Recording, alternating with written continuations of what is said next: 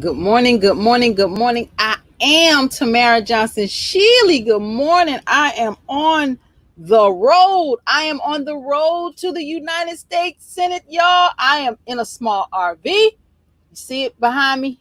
I'm in a small RV making my way on the campaign trail to the United States Senate. Y'all know I am not playing. I'm not playing. I'm not playing. But we're going to get this party started because we need to have a conversation this morning. And it's going to get deep. So I hope you put your seatbelt on because you're about to go on a ride. Let me bring in my trusty co-host this morning, Miss Robbie. Hey, Robbie. Hello, my love. How are you? Good. How are you?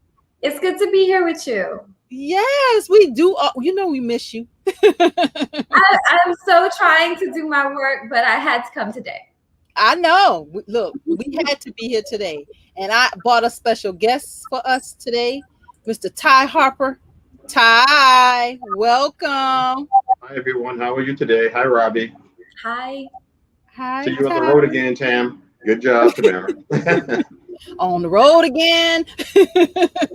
That's Willie Nelson, right? Yeah, I'm pretty sure that's Willie Nelson. Yes. Well, I wanted to bring you guys this morning. We need to have a conversation. Y'all know that this past week, most people know already, I had an interview. Where I was set up, and it was something that I did not expect. I was invited to an interview. I should have done my due diligence and asked a lot of questions. I did not, but I did in my spirit. I knew something in my spirit said, invite the United Sons and Daughters of Freedmen. So I had Brother Naheem to join me. Something in my spirit said to invite Rashad Singleton, who is the president of the National Reparations League. And I even told you, Ty Harper, to be on standby on the phone just in case we needed to have a more robust conversation. So you were even on standby. And I had another gentleman, Mr. Rod Williams out of Chicago with Culture Speaks on standby too. So I had backup, and that was just in my spirit to have some warriors around me.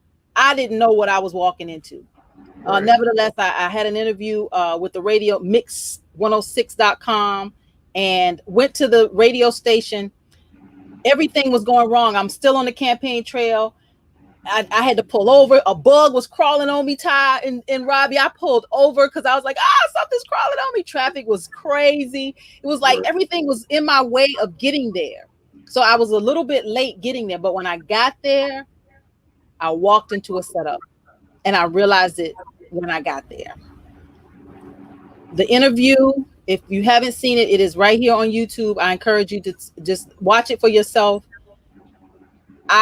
When I tell you the entirety of that interview, Ty, I was angry. And it took everything in me to stay and not walk out of that. I didn't want to walk out because the conversation around reparations needed to be had. When I was invited to that interview, I was invited to have a conversation about reparations, and I never shy away from those conversations. So that was the bait. I never shy away from those conversations. I always want to talk about our repair, our redress, Black America, the state and fate of Black America. So I walked into that with an open heart, open mind, wanting to like really help. Like I needed to be heard. To me, I think that was me being politically naive, because I should have asked more questions before I got there, but I didn't have any reason to not do it. But I'm glad I did it. I'm glad I did. I don't regret doing it now that it's over. But going back to when during that interview, the president of the NAACP Atlanta chapter was there, Richard Rose, who just, for transparency, I don't think has ever liked me. And I think his dislike for me, because I came through, and I say that respectfully, I came through the ADOS movement, and I think there's been some that may be some backlash. I'm thinking that's the reason why he dislikes me to the extent that he does. I've never had anything. I don't know him, but I know how he treats me every time I'm around. He is very disrespectful, like you saw him be disrespectful. he's that's not the first time he's done that, but this is the first time he's done it publicly so everybody can see. I'm gonna come back, Robbie. I know you sitting on pins. I know it. Trust me. So when I walked into that room and I saw him, I knew immediately that this was not gonna go well. I knew immediately it was a setup. And as the questions came, they didn't give me an opportunity to speak. I felt like I was overlooked. I felt very disrespected as a woman. I felt very disrespected as a candidate, which I did not know that the NAACP hosts that hour every Tuesday, that 2 hours every Tuesday. I did not know that when I was invited, I was not told that. I was just invited to talk about reparations. That was the invitation. So how that interview went and how things turned out was, I woke up the next morning from that, Ty and Robbie. I felt like somebody was kicking me in my forehead between my eyeballs. I had just throbbing. I had a headache, and I knew it was from the day before. I knew my body was so tense for that hour and 18 minutes that interview actually happened, that I did not unwind. And the next day, it really took me a whole day to kind of get my bearings, because I was still kind of like feeling that. I'm better, and I didn't talk about it other than whatever I put online. We have some clips out. But you know what? We need to have a conversation, because reparations and my campaign to the United States Senate, is not about me. I don't even like politics, to be honest. I do this because I understand that this is where the change is. I'm called to do this. I loved what I did in my previous life in the beauty and barber industry. I love my work. I do this work because I understand the magnitude of what has to happen for things to get better for all of us in this nation. So I do this work this is a calling. I didn't choose this. I was chosen to do it. So, and as a candidate, reparations is bigger than me. It's bigger than me. And I've said this respectfully, Ty, and you know that I have, Robbie. You may have heard me say it, but I have said all the time, Ty, that reparations has to precede me as a candidate. It's not about me. It's about reparations for the descendants of chattel slavery. It's about that bold agenda, that bold progressive agenda that I have. It's about the issues. It's about the change that needs to happen. That's what it's about. It's not about me. But here's what this election is about. This election is about Warnock and the allegiance and the alliance to the Democratic Party. This is about him as a reverend, as a person who people think he is. This is about something beyond moving this country forward in Georgia. And here's where I'm putting the ball in your court, Georgia. Black America, the state and the fate of Black America. The ball is in your court. The ball is in your court, Georgia, because the state and the fate of Black America, for those of us who are descendants of chattel slavery, the ball is in your court, Georgia. Now, if Black America is going to come out, those of us who are descendants of chattel slavery, we're going to come out of the situation that we're in. If we're going to come out of it, it's going to come out of a candidacy like mine. A candidate like me that's bold enough to have these conversations, bold enough to push this kind of agenda, bold enough to talk about reparations, bold enough to carry it. I'm gonna stop, because I think this was festering inside of me these past couple of days, and I haven't been able to get it out. But I invited Robbie because you saw this as a woman, a person, of color. You saw this as a woman, the disrespect. Ty, you saw this from, the perspective of us as descendants of chattel slavery. You saw this. And I'm going to let Robbie jump in first, and then I'm going to come to you, Brother Ty. Ty, however you want to do it. Go ahead, Robbie. Robbie, go ahead. So my inbox blew up when you can't even call that an interview. When that disaster of an engagement occurred with the host and owner of Mix 106. And I don't know why first of all, my hat's off to you. because you maintained your composure. And nobody would have blamed you for walking out. Nobody reasonable. I wouldn't have. You barely were allowed to talk. You barely were allowed to answer questions that you were asked. It was a level of disrespect that I was shocked, and I, as a friend and colleague, offended, hurt for you. I hate that you went through that. But people care about you as a person and your work, because my inbox blew up to the point that I had to call you after watching it and ask, are you okay? And you would have never seen that coming. I don't believe it was because you were naive, because the host is a Black man. And why the hell would you expect that treatment and level in public of disrespect from a Black man?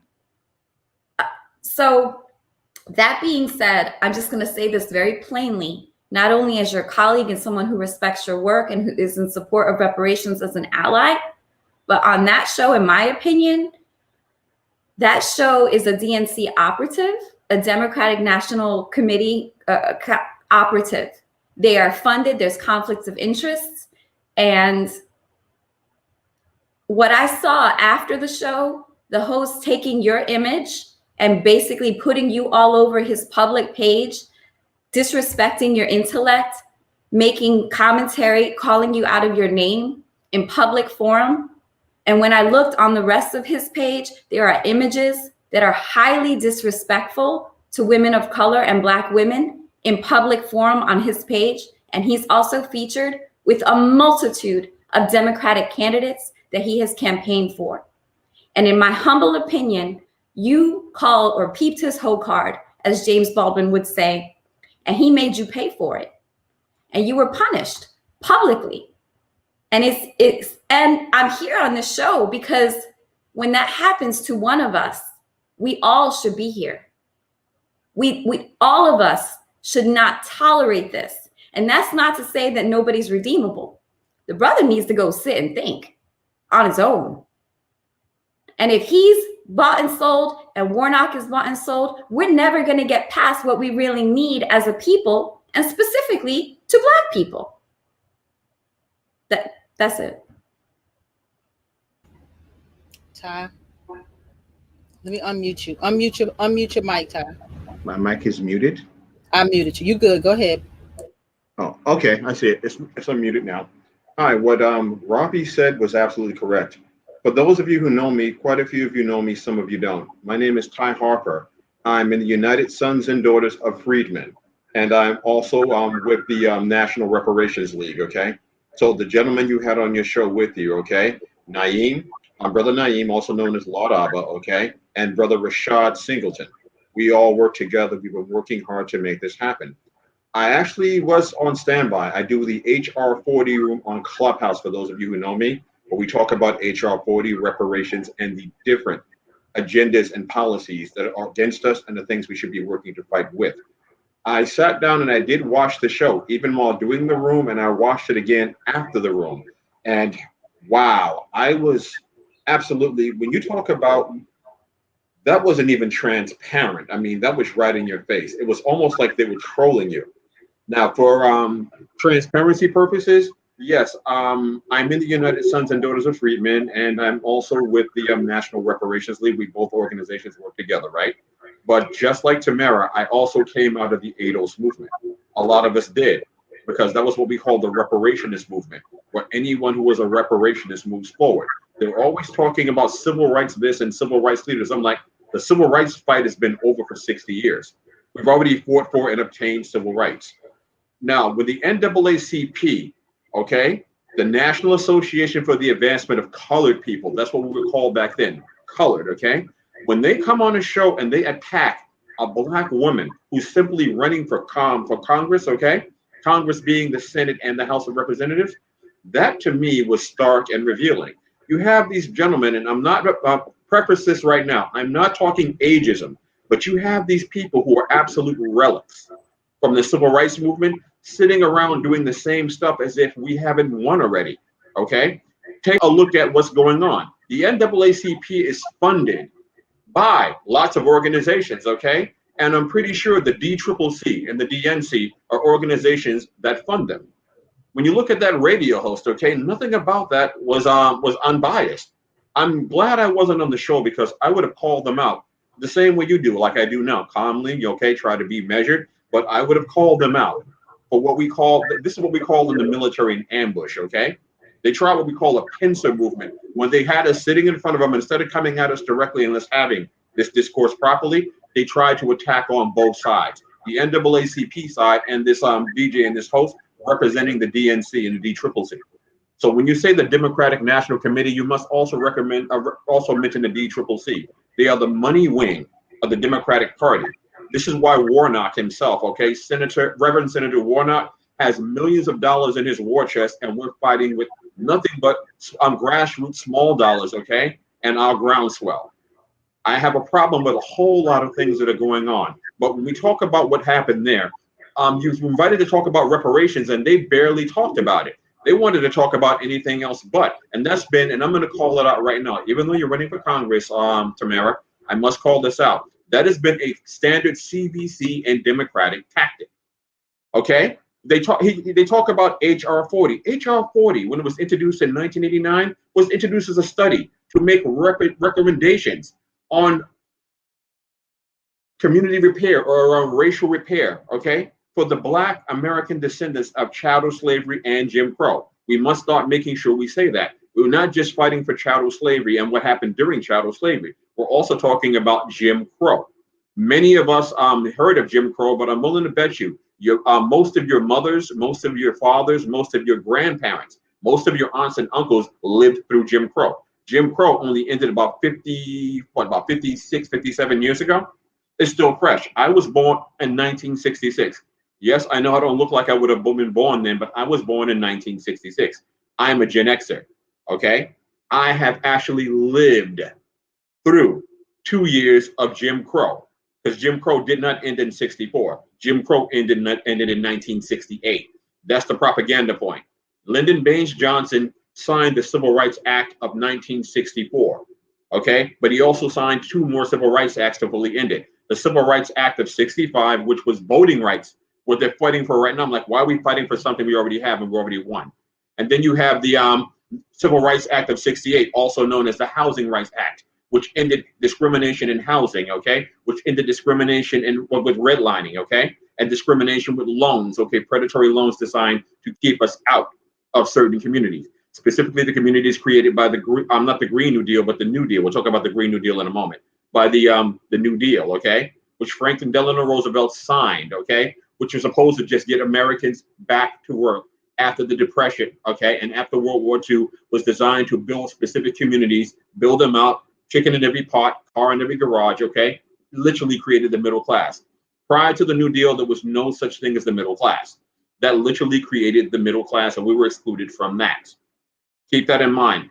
It never included us. We were excluded because Franklin Delano Roosevelt gave permission to local governors, local governors, in order to sit down and get the deal passed. He talked with Congress because people don't understand that congressional members and senators, okay, literally don't just report in Congress and work with the president. They specifically report to the governors of their states and the political districts in their states to get things done. If a governor sits down with one of them and say, listen, we know what's going on like here, but we need this done in our state. I think you really need to sit down and talk to your majority leader or to your congressional leader or to the whip and let them know this is what we need to get done and speak to the president and make this happen. Because we're also starting to give what we call civic lessons or civic discourse lessons. Everybody thinks that the president of the United States is the executive office. Incorrect. He's the executive office at the executive level. You have the governor, who is the executive office at the state level, which is where most of our lives are affected, at the state level. Tamara and Robbie, you know this specifically because we all are in politics in one way or another. Not running, okay, but supporting, working with, and organizing grassroots in order to get reparations and a robust Black agenda for our people. Then you have the municipal level, which is any city or any town, okay? The mayor of a city or town, they control the purse strings, economic and equity conclusion for all cities and all states. At a lesser level, you have county commissioners who control certain resources for the county. Everybody needs to understand that we don't necessarily have to vote for the president or the presidency in order to get what we need. But we do need to have senators, okay? We do need to have representatives in Congress in order to make sure that certain funding and certain protections that the government is putting out comes right to us, because black farmers right now for decades, literally for decades, have been catching hell. Now they're trying to wipe them out completely. When they talk about the American Rescue Act, okay, did you know that if you go take a look at it and look at all the updates were made, they specifically had 3 votes to remove black farmers from that legislation, specifically while leaving Latinos, okay, and Asian and Pacific Islanders in the bill. Do not believe me. Go to congress.gov, look up the Rescue Act, and check this yourself. I don't just put out information without citations, okay? Information without data or citations is not information. That's propaganda and disinformation. And that's what happened to Tamara on that show. They specifically attacked her because they're trying to make sure they keep that seat that Warnock has. Warnock, since he's been there, he's talked about a few good things. I will give credit where credit's due, but he hasn't talked about anything that will specifically help us. He hasn't talked about the racial wealth gap, okay? Does everybody know that of the wealth in this country, we make up 13% of this country, okay? Between 34 and 40 million of us are Black American descendants of chattel slavery, also known as freedmen, which is, by the way, our only federal designation. That's why we use it. ADOS is a nice disaggregation, so is FBA, but freedmen is an American Negro emancipated slave, their family, and of course their descendants. Our only ethnicity, and people say we don't have an ethnicity, strange, because we've had a federal ethnicity ever since the early 1800s. They called us Negroes, or the American Negro. Barack Obama in 2016 actually passed legislation to remove the term Oriental and Negro from federal law. Oriental was, of course, replaced by Asian. Negro was replaced by nothing, attempting to flatten blackness. So you have to understand that the NAACP not only didn't announce that, didn't only sit in on the hearings for that, they did nothing for it. The NAACP is a relic of the Civil Rights Act, where they're fighting for things we already have. And that's because they're not fighting for us. Think about it. They're fighting for voting rights. The 15th Amendment gave all Black men the right to vote in the United States of America. The 19th Amendment gave all women the right to vote. That's known as the suffrage, okay? The suffrage amendment, okay? And of course, the Voting Rights Act of 1965 gave us federal protections from things against poll taxes, okay? And literacy tests before we got to the polls. We have protected voting rights for centuries. Let's keep it a buck. And it was strengthened by this Voting Rights Act of 65. You cannot, under any circumstances, overturn a constitutional amendment without a 3/4 vote by Congress.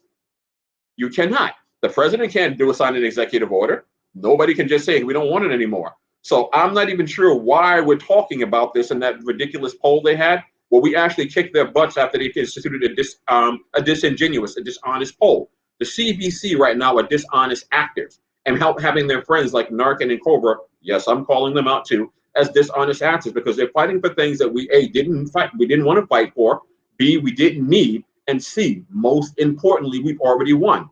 We've already won the voting rights. Federal law supersedes state law, full stop. Federal law supersedes municipal law, full stop. So we can't lose our voting rights.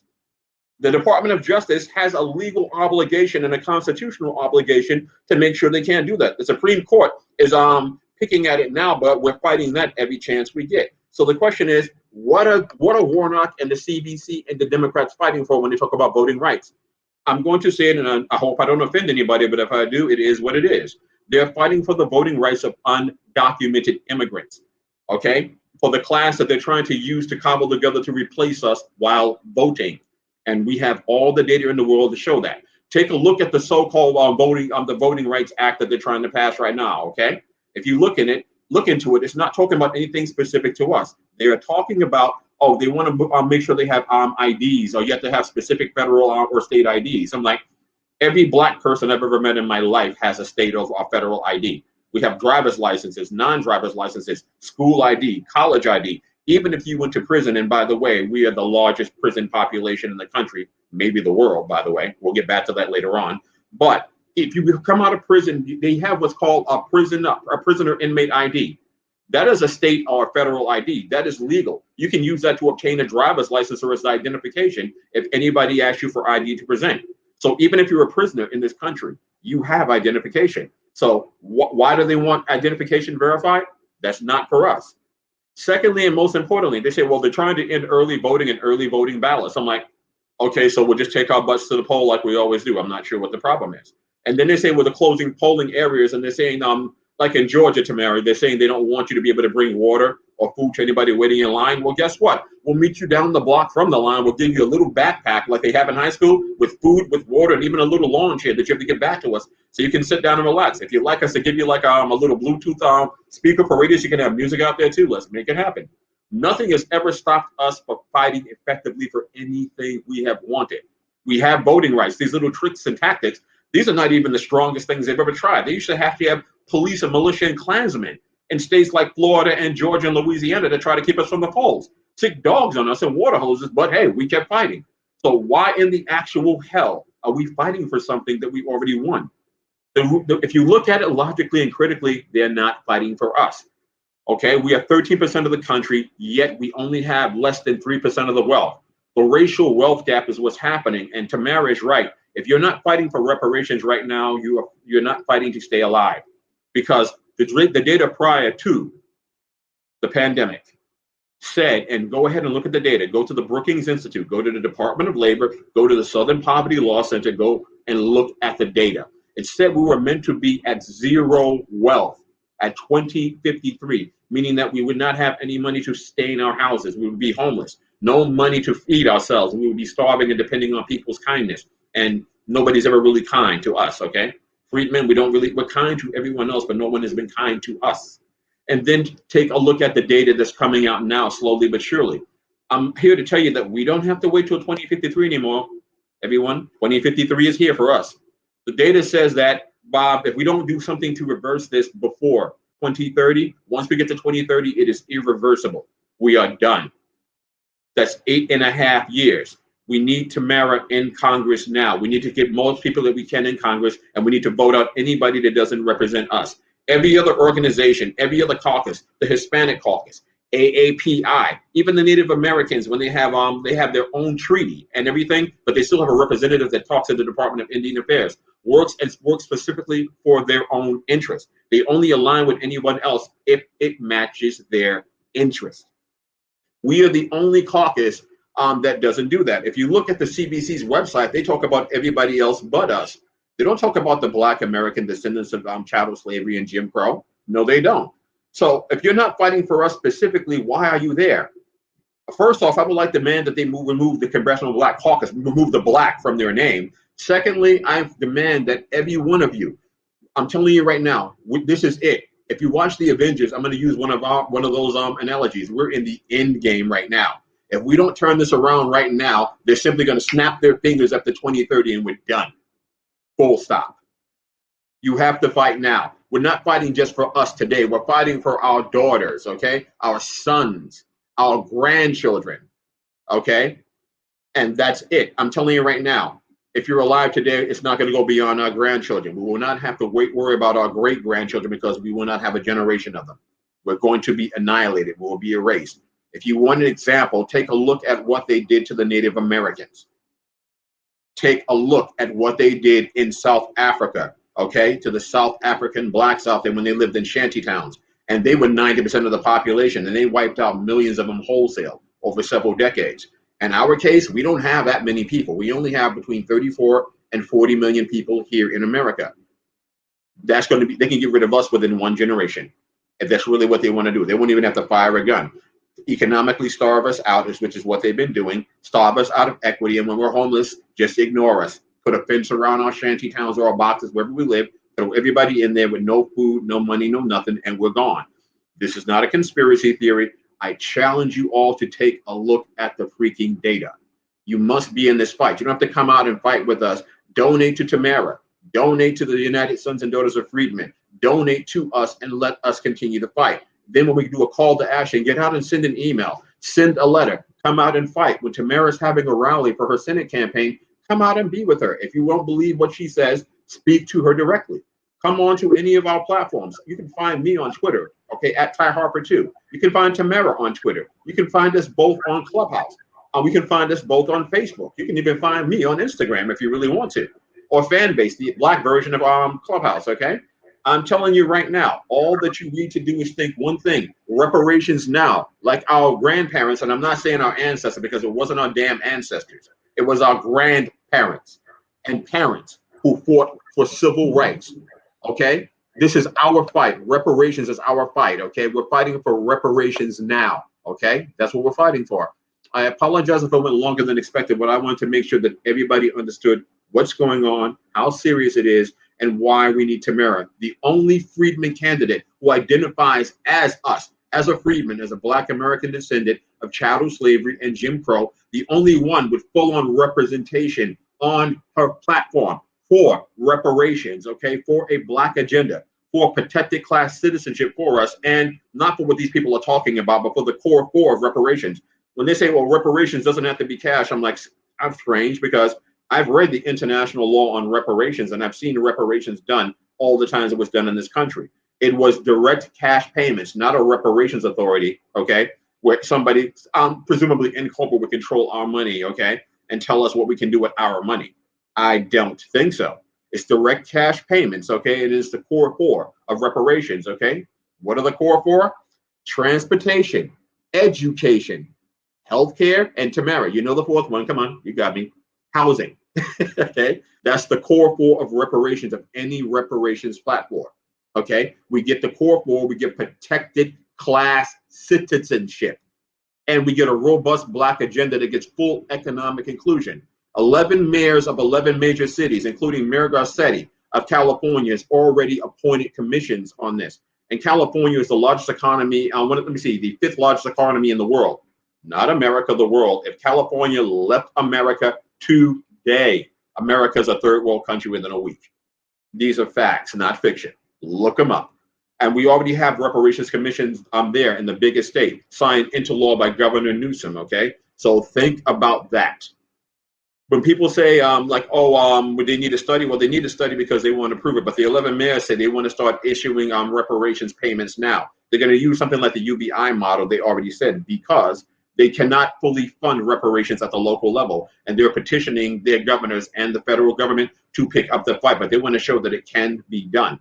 When people say to you like, oh, well, it's not coming out my taxes. First, I say, number one, clown, nobody has any say in what they do with your taxes. So I say, stop talking. You've already proven yourself illiterate, okay? And I say just right then and there. Reparations would come from the federal government, the Treasury Department, okay? Just like Japanese reparations comes from that, okay? The Treasury Department. Literally only 10% of the transactions that happen on a daily basis in this country are at the non-digital level. 90% of transactions in this country have been digital for the last 40 years, okay? The other 10% of things like letters of credit, okay, identifying loans versus commitments for your land or for certain resources in your nation, okay? Only 3%, of the actual transactions that are done by the Department of Treasury are what they call paper or coin transactions. The United States of America is a country that's what's known as monetary sovereignty. That means that they are sovereignty, not only a sovereign government, they have full exclusive control over their currency. They have control over how much they print, when they issue it, and when they remove it, or what's called retiring it, okay? And as such, they only take loans in their own currency, or give out loans in their own currency, or make deals in their own currency. The United States of America would never go broke by paying us reparations, because it wouldn't be a one-time payment. Even if it was, it wouldn't matter. Look at what's going on with the stimulus. Am I wrong? Did they pull $6 trillion out of thin air after claiming they had no money? And it didn't even affect inflation in our country or affect the monetary status of the American dollar worldwide. Number one, it would be multi-generational payments, okay? It would have to be, because took multiple generations in order to do all this, to destroy us in this country. And secondly, and most importantly, they could do it today. Biden only needs to literally write an executive order and sign it for the study. And after that, 18 months after the study, start to initiate reparations. We don't even need HR 40, which, by the way, the CBC promised they were actually going to put up for a vote during Juneteenth, but instead they swapped it out with the Juneteenth holiday, something that we've already been celebrating in over 30 states since 1865, starting in Texas where it took place, okay? So we didn't ask for that. I'm like, if you wanted to give us that, you could have put it in a robust reparations legislation. You didn't do that. So what in the actual hell are we talking about? But the good news is that because they did that, they gave us what we needed. That's what we call an apology and admission of guilt. They admitted slavery, Jim Crow, and all the atrocities that came in between and afterwards. That's what that is. That's why we're hitting them with that right now. They have admitted it. We're demanding the restoration of the Freedmen's Bureau. Yeah, there was a Freedmen's Bureau. The Freedmen's Act of 1865 signed a Bureau of Freedmen and refugees to assist freedmen, and get this, white people who were displaced by the slavery industry. So white slave owners all got reparations, $300 per head. We didn't get jack. We had the 40 acres and a mule, and President Andrew Johnson, okay, after Lincoln was assassinated, rescinded Special General Field Order 15 from Sherman and said, nope, no reparations for you. Most of us that got reparations, they took it away. We also had a Freedmen's Bank, which had millions of dollars of our money. Union emancipated slaves, okay? Anybody that was a farmer, anybody that had money, white banks would not deal with us. Like I said, white supremacy is a religion, okay? They only dealt with us through the Freedmen's Bank. And the Freedmen's Bank, of course, the directors were all white. And they gave out loans that they knew were never going to be paid back, gave out loans to people that had no collateral and they knew were not good loan risk, and gave it all away. Frederick Douglass finally came in at the end and tried to save it by putting 15,000 of his own money in there. I don't care what anybody says. That's like almost $1 million in today's money, because it's the 1870s, okay? And he still couldn't save it. The bank was closed, and thanks to that, okay, in the Great Depression, the FDIC was created, so you can't take our money unless the federal government insures it now. So keep that in mind, everybody. Frederick Douglass has been fighting for reparations since 1865, okay? Martin Luther King was fighting for reparations up until he died in 1964. And Fred Hampton and the Black Panthers, okay, has started to fight for that again before they all assassinated for crimes against the state that nobody to this day can approve. Nobody can prove it. And all we fought for, when we talk about our civil rights leaders, let's talk about North, let's talk about Encober, let's talk about Warnock, let's talk about all of them. The only thing they fought for is, we want to change. We don't want to be known as former slaves anymore. We want to be known as the descendants of enslaved, African enslaved. I'm like, that was your talking point. That's what you've been fighting for 40 years. So everybody understand what's going on and what's taking place. I challenge that radio station to bring me on. Bring me on, okay? And let's have a debate with me. I won't bring anybody. Bring me on by myself. I'll bring actual proof with me in my hand of everything I'm saying, and I will shut you down. Don't go after Sister Tamara. She's kind, and she and my brothers did a good job of restraining themselves, because that's what we do. We're calm and we're measured. We're not the screaming Negroes that they portray us with in these racist tropes, okay? Bring me on, bring Brother Naheem back on, bring Brother Rashad back on, or bring me on by myself and bring all the ammunition you want. I'll sit in front of you and 6 other people, and I will rip your arguments apart. I will dismember your arguments, and I will expose who you are. But if you let me bring an entire panel, I won't even need an entire hour. That's all I have to say, sisters. That was me. I wanted to wear, but I'm having some go ahead, Robbie. okay. I just need back up some research. No, any better. But it's breaking up.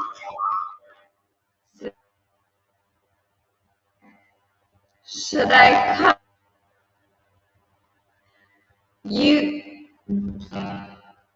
Because let me come out and go back.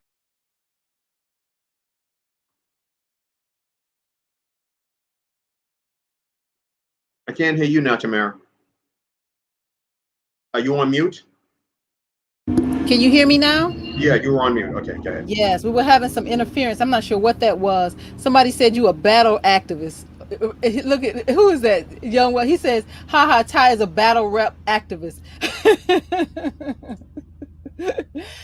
We do what we can in this space, brother. We do what we can. Yeah. You know what? We just have a lot of work to do. We have a lot of work to do. But here's where Georgia gets it wrong. They see Reverend in front of his name. They see a black man, and they see that D for Democrat. And when they saw Reverend and they see this black man and they see Democrat, that's all they see. Identity politics, Ty.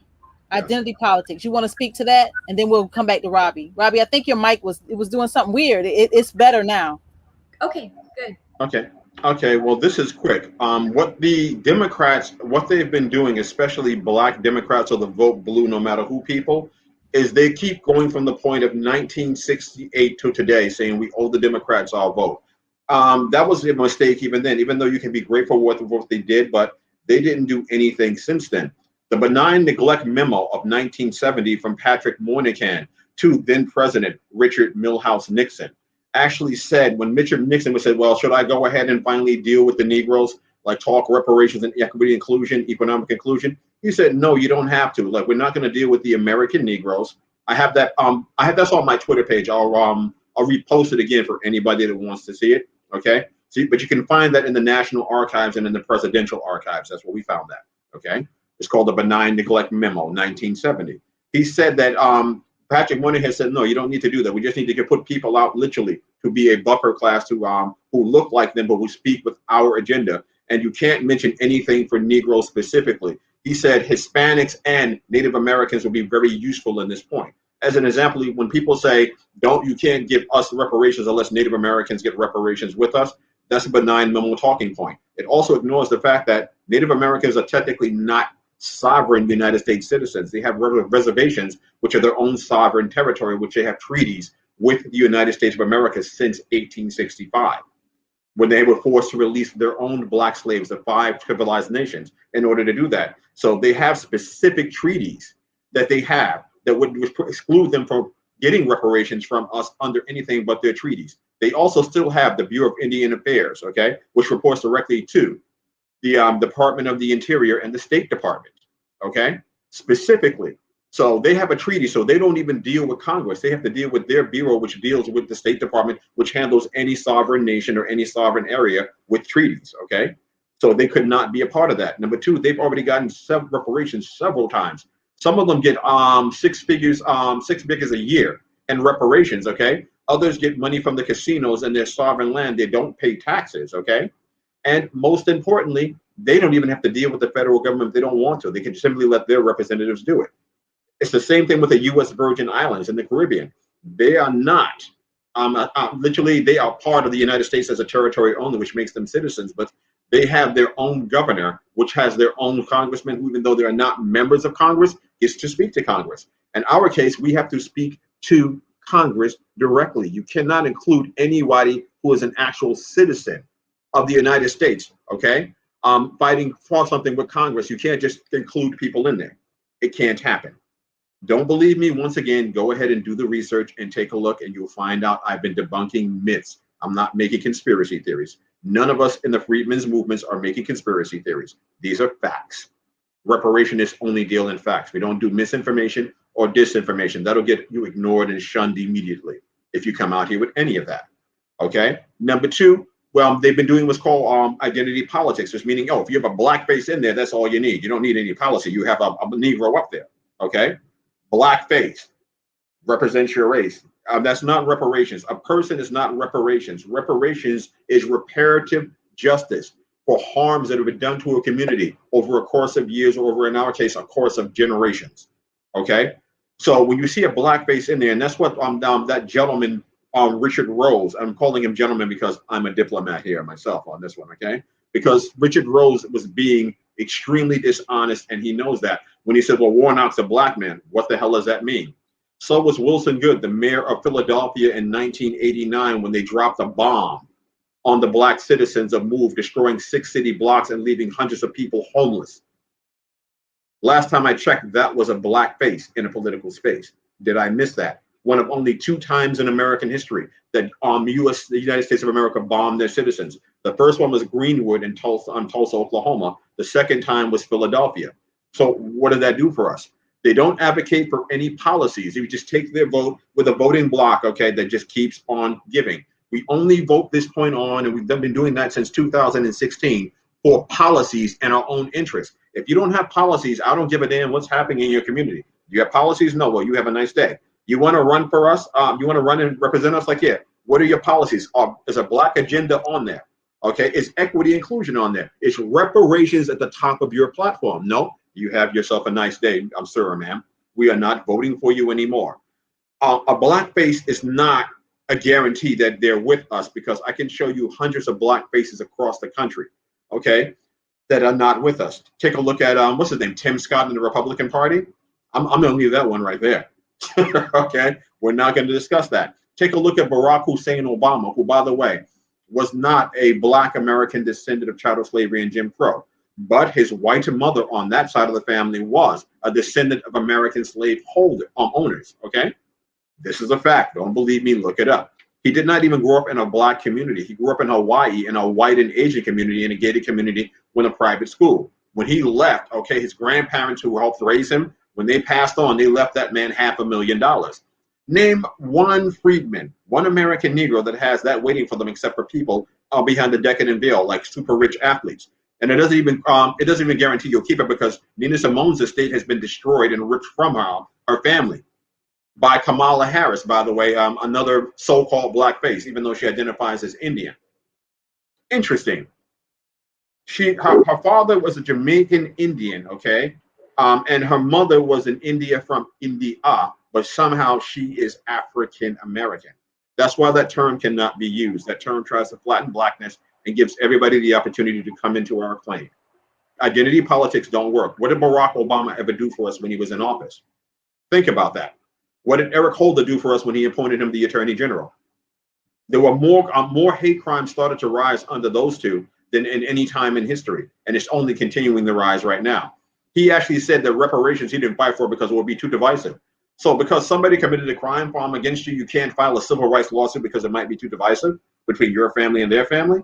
No. Barack Obama was a white man in a black man's face, okay, because of the white size of his family, and I'm going to say that right now. He never did anything for us. Even when we were fighting for George Floyd and the NBA players wanted to strike, that man went down and stopped them from striking in order to help push forward legislation.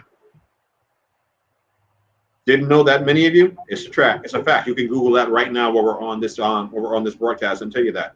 Identity politics is just that, identity. Identity politics without substance, without any representation, without any policies, without any agenda, is just that, identity politics. You can be damn sure when the Hispanic caucus puts out our policy, yes, identity politics, but it's strong policies and legislation behind it. Same thing with AAPI. Same thing with any other caucus except ours. Oh, a black face, that's all you need. I'm like, yeah, no. I'll take a white face if they're fighting for our interests, and we can hold them accountable and boot them out if that's what it takes. But we need to start cultivating our own candidates, and Tamara is ground zero. Tamara is ground zero. Let's support her. Let's get her in the Senate, and let's show them that we're not playing anymore. There will be no more congressional black caucus if we have our way. There'll be the Congressional Freedmen's Caucus, because that's what we're fighting for. We're willing to work with anyone, but you have to come to us with shared interests. We don't have permanent party affiliation. We have permanent interests. I don't vote Democrat, Republican, or even Green Party unless it's a policy. We need to understand that. Voting is an exchange, not a gift. A quid pro quo, okay? Quid pro quo. In Latin means something for something, okay, folks? Okay, Tamara. Robbie, you can take it from here. Go ahead. This is awesome information. And I just want to piggyback off of you. Please, for those, is this better? I hope it's better. Okay, great. For those folks who, maybe you don't have the funding to help or whatever the case may be, please just share the videos, but please share them on a public setting, not just with your friends, because when your friends see it and they try to share it, then it's not visible to anybody who's not your friend. So this information has to be disseminated. And one of the reasons, obviously, I believe Tamara was treated so poorly on that show, which has conflicts of interest due to who they accept funding from, is because they don't want this information out there. One thing that Ty was describing was agency. Basically, I'm in real estate, and whenever I represent someone, they're my client, meaning they have a representative agency. But if the DNC is going to choose, like they did with Reverend Warnock, who the candidate is, then they get to say and fund him, then they get to say what he's allowed to talk about. That is the problem. That's exactly what Ty described over and over and over. And they keep choosing that. And I see everything Ty described in Atlanta. I am in Atlanta proper. And it's no longer, it is a physical fight to some degree with the government, but it's a psychological one now. Now you're getting symbolism. That's all Warnock is. And I hate to say that as a person who's, I mean, obviously I have mixed descendancy, so, you know, but I'm not full Black. But I will say directly that I can see what is happening and how people are being targeted against one another. And it's very effective. It's very confusing to see someone who looks like you and not see damage. And it's an effective strategy. And people have to look at policies, just like Tamara and Ty are saying, and you have to have agency. One thing that happened on that show was they asked about a plan. First of all, who the hell would give out an entire plan? For what? For you to take it in front of the NAACP president sitting there, and then he run it without the protections that are needed, and it turned into the goals that you didn't want, and then you're blamed for it? A leader doesn't have to sit there and divulge everything they have, nor do they have to know all the specific points of it. They need to have educated people behind them, like Ty sitting here behind this leader.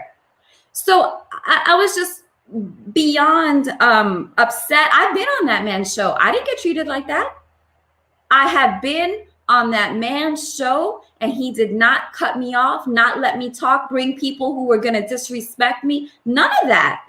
He's been tagging me forever. When I saw what happened with Samara, I was like, oh my God. And I had to call the person who told me to come on his show and say, what the hell is this? What the hell is this man doing? And I sent an email, for those of you who can, send an email to the NAACP president, because I called him too. You know, and Tamara has the emails. Send an email and CC their secretary or tweet them and put those images. And Tamara's too good of a person to do it, but I forwarded them to her. The images that this man has up of women of color, specifically Black women, on his own platform. And ask yourself why people like Andre Dickens, who's running for mayor, all these other Democratic candidates are okay with those disgusting, derogatory images that he has placed up, making fun of Black women, the owner of a radio television station, who walks around with an NAACP hat. What the hell is going on? And then on top of it, I just want to make sure everything Ty said. So please share. Talked about the agency. I looked on the NAACP site because I had to find out, you know, how to contact them and so on. Their first initiative is about Asians. Look, I'm Latin. I don't, it's not that I have an issue with anybody, but how can you have representation in the first initiative be about another race? I mean, that's not even logical. Look on the actual site. I went on there, saw it, couldn't believe it, screenshotted everything, of course. So even if whoever goes to delete whatever they have on their pages, is too late now, Chico. You need to think about what you did and come redress this in a better way, including the NAACP president, Mr. Rose. The last thing, okay, so in terms of allies and Buckhead, there's a disaster now in Buckhead with all this crime. Haiti's actually calling for help because the wealth inequality and just it's a disaster. So to Tamara's credit, solving this issue of reparations, crime, wealth inequality, it all ties together. It is in all of our best interests, Black, non-Black alike, to redress what has occurred. I'm actually in real estate. Chattel is a term. It's a real estate term. It means immovable property that is not immovable, or it's not movable. So it actually comes from Latin origin, cattle. And that is what chattel slavery is. So the landowners were the wealthy people. Then whatever properties like fructus industrialis, it's another real estate term, a crop. That was whatever else made them wealthy. Cattle made them wealthy. And then slaves made them wealthy. Right now, with what's happening in real estate, those people have doubled down. You all know how this works. And so where has their wealth gone? It's obvious. Where did it come from? It's obvious. Where's it going now? Well, they're transferring their wealth to their heirs. That's obvious. That is the exact argument and justification for reparations. And you have to have a candidate who's going to actually say it. Warnock will never say it. He'll never do anything about it. It'll be a symbol alone, and we'll have a Juneteenth festival, and it won't mean anything. And Buckhead will be on fire, and they'll call for enforcement. There's an APD video right now out. It didn't make the news. The Atlanta police chief, who's Black, Mayor Kasim Reed, who's Black, Keisha Lance Bottoms, who's Black, Andre Dickens, who's Black. They're all Black. It's all in Atlanta. That police chief literally said, we've been arresting people since 18-something. It doesn't work. Didn't even make the news. I sent you the video, Tamara. So please, please, please share, support. You can go to the dollar store and take a sign, write Tamara Johnson Seeley, Georgia, and put a little strong arm and a marker and stick it in your window. If that's the best you can do, wonderful, that'll work. That's what I'm going to do. I'm going to do that, share, and donate, because I believe in her. And we need agency for everyone, especially we are part of the human race. And keep in mind the law of reciprocity and the law of cause and effect. You do people dirty like this, do you really think that it's not going to come back? That's it. Ty, you want some final words? Unmute. Can you hear me? Okay, thank you, Robbie, for everything you said. You see, everybody says they want allies. I want what Robbie is. Robbie's a co-conspirator. An ally can step in and say, okay, well, maybe this is not the right time, and try to tamp you down and fall back. A co-conspirator is in the fight with you until the end. Like she said, you can get a sign and stick it in your yard, write it, have your kids go and put flowers on it, make it a family project, put it in your yard, put it in your window, and say Tamara for Senate. Come out to a few of the rallies and make sure it all happens, because like we said, political agency is what we need right now in order to get reparations move forward. It's already happening, which is why all of a sudden stopped talking about critical race theory, because they already realized you can have your culture wars, but we're moving it forward. They're starting to fight us on every single one of these points, and we're pushing back, just like Robbie said, with data. We're pushing back with facts. When they say, well, when someone said, oh, well, hundreds of thousands of some Union soldiers died to free you, I'm like, actually, there were hundreds of thousands of black soldiers known as Buffalo soldiers who came in and turned the tide of the war, and we freed ourselves, because up until that point, they would never let us hold a gun and never let us fight back. The Union Army realized that they were fighting a losing battle, and they gave an initiative, started with Frederick Douglass, okay, and the governor of Massachusetts, to start the Massachusetts 54, or the 54 Mass, okay? And then they raised several other divisions, and those divisions turned the tide of the Civil War, not the white people fighting for us. When we were emancipated, our ancestors were emancipated into poverty, not just poverty, extreme poverty, homelessness, vagrancy laws, peonage, sharecropping, state-sanctioned racial terrorism, convict leasing, redlining, on the war on drugs, the 94 crime bill, okay? Destruction of our cities, and now extrajudicial police killings. Keep that in mind. We have the strongest argument of reparations of pretty much just about any people on the planet. And we have all the proof in the world. The reason why they want to do a study is to try to slow it down, but the more they do a study, the more that they'll realize that, damn it, their case is not just airtight, their case is a sledgehammer. So let's keep that in mind. Let's vote for Tamara, okay? Let's support local candidates who have our interest in mind. Keep that in mind also, okay? And if you are tired of where you live and you're tired of where your local candidates are, like Charles Blow said on Be the Power and in his new book, bring yourselves back to the black belt, back the black belt down here, one of the 9 states where we descended from, okay? Where they had slave breeding farms, by the way. My family comes from Emporia, Virginia, where they had one of the biggest slave breeding farms in America, owned by the way, Thomas Jefferson. Let that sink in, okay? So keep that in mind. These are things that we can do to push this forward. We have all the evidence. We just now have to continue the fight. And the fight will not continue without people like Tamara fighting for us. The NAACP has been a relic for decades. We already knew this. But people like Tamara, people like those of us in the reparations movement, co-conspirators like Robbie, we are the ones who are fighting for you. If you will fight with us and support us in any way you can, even if you can't come out and work with us directly, support us in any way you can. Please donate to her. Like I said, Warnock has millions of dollars. We won't get millions, but every cent we have helps. Okay? This is what we need. This is what we're fighting for, and this is what we're doing. And like I said, anyone who's listening out there, if you want to debate me face to face at any given time, just hit me up, DM me on Twitter, or hit up Robbie or Tamara. They'll give you my number. I'll be out there same day. Let me know.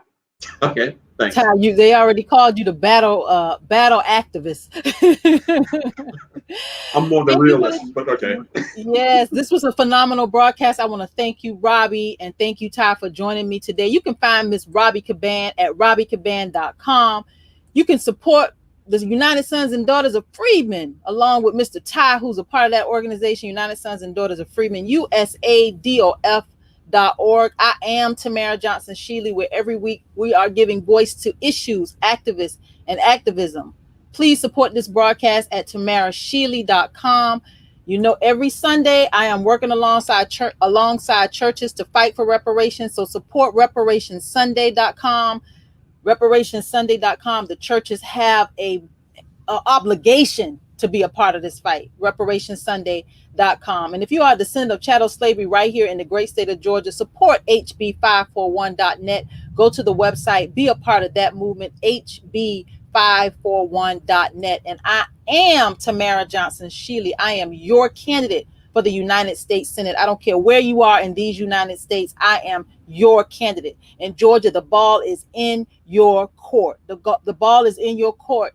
The state and the fate of Black America, those of us who are descendants of chattel slavery, the ball is in your court. It is reparations or it's Warnock. I am Tamara Johnson Shealy. Go to the website, donate, volunteer, be a part of this. We have a race to win, May 24th, 2022. Have a great week, everybody.